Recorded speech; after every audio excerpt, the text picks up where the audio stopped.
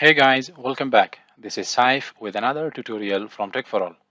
In this tutorial, I will show you guys how to control the volume for all applications with a single click in Windows 11. Let's start. For the purpose of this tutorial, you need to download an application from Microsoft Store. First of all, open Microsoft Store and search for EarTrumpet.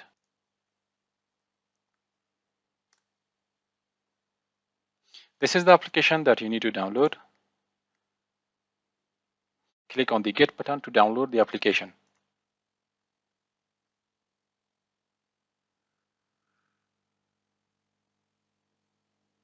After the application is downloaded, click on the Open button to open the application. Here you have only one option, which is sending the crash data to EarTrumpet team or not. I don't want to send any diagnostic data, so I will turn this feature off and click on the Close application to close it. Now all you need to do is click on this icon and you need to drag this icon and drop it in the notification area. Now by simply clicking on this icon, you can see all the applications that are currently in use.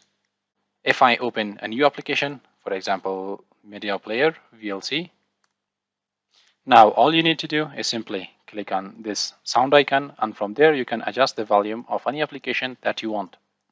You can also adjust the volume for other output devices that you have.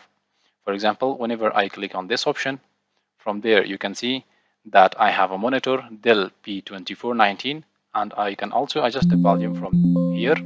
And you can see that I can adjust the volume for my headset earphone, which is currently connected to the PC.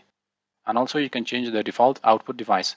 All you need to do is right click on the sound icon, and from there you can choose that which one should be your default speaker. For example, I want my laptop speaker to be my default one. So I will click this option, and there you go. Let's change it back to the headset. To open the settings of the EarTrumpet application, simply right click on the icon and then from there select Settings.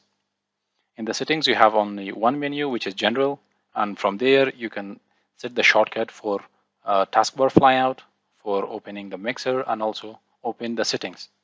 You have another option to enable the legacy EarTrumpet icon.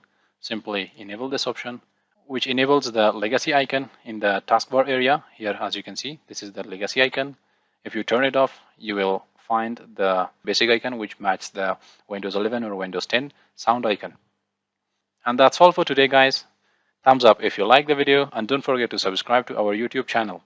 Also press the bell icon to be notified whenever we publish a new video.